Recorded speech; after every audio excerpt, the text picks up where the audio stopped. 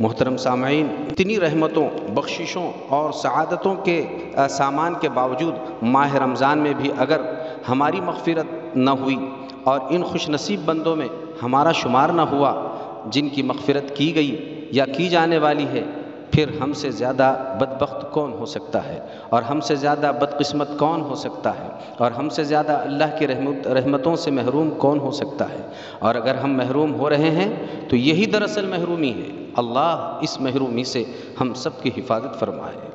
محترم سامعین، رمضان المبارک کو اصول کرنے اور حاصل کرنے کا سب سے قریبی راستہ یہ 3 عبادتیں انجام دینا ہے۔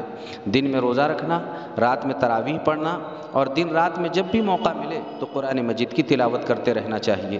نیز ہر مسلمان کو چاہیے کہ رمضان المبارک میں چلتے پھرتے کام کاج کے وقت ان 4 باتوں پر عمل کرتے رہیں، یعنی ہر وقت لا الہ الا اللہ، لا الہ الا اللہ، لا الہ الا اللہ پڑھتے رہیں، پھر کبھی استغفر اللہ، استغفر اللہ، استغفر اللہ پڑھتے رہیں، اور ہر وقت دعا مانگتے رہے۔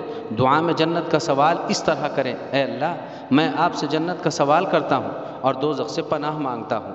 یا آپ اس کو عربی میں اس طرح سے اللہ کے دربار میں کہتے رہیں: اللہم انی اسألک الجنہ واعوذ بک من النار۔ بہرحال رمضان المبارک کی سب سے بڑی اور اہم عبادت روزہ ہے۔ روزہ نام ہے صبح صادق سے لے کر سورج کے غروب ہونے تک کھانے سے، پینے سے اور اپنی خواہش پوری کرنے سے مرد و عورت کے رکنے کا۔ دوسری اہم عبادت تراویح ہے۔ تراویح مرد و عورتوں پر سنت مؤکدہ ہے، لہٰذا عشاء کی نماز کے بعد 2 رکعات سنت مؤکدہ پڑھ کر اس طرح نیت کریں: میں 2 رکعات سے 20 رکعات سنت تراویح پڑھتا ہوں۔ پھر ہر 4 رکعات کے بعد درود، دعا، ذکر وغیرہ کچھ دیر کریں، پھر 2 رکعات سے تراویح مکمل 20 رکعات ادا کی جائے۔ 20 رکعات تراویح کے بعد پھر 3 رکعات واجب الوتر ادا کی جائے۔ یاد رہے، بلا عذر بیٹھ کر نماز نہ پڑھی جائے۔ تراویح عورتوں کے لیے بھی سنت مؤکدہ ہے۔ موجودہ حالات میں اگر آپ کے گھر میں حافظ ہیں تو بہت بہتر ہے کہ آپ گھر ہی کی محرم مستورات کے ساتھ تراویح گھروں میں ادا کریں، مگر فرض نماز مسجد میں ادا کر کے آنا چاہیے۔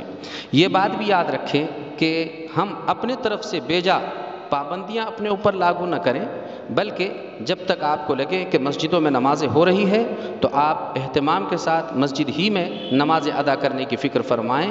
البتہ مسجدوں میں جاتے وقت مکمل طور پر آپ محکمہ صحت کے جانب سے کی جانے والی ہدایات کا پالن کریں اور بے جا جرأت نہ کریں۔ جیسے ہی نمازیں مکمل ہو جائے آپ اپنے اپنے گھروں پہ لوٹ جائیں اور جتنا ممکن ہو سکے اللہ کی طرف رجوع کرنے کا اہتمام کریں۔